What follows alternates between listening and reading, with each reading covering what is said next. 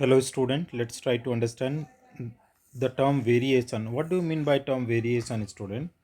Variation means occurrence of differences in progeny, or you can say offspring, occurrence of differences in offspring of the same parents.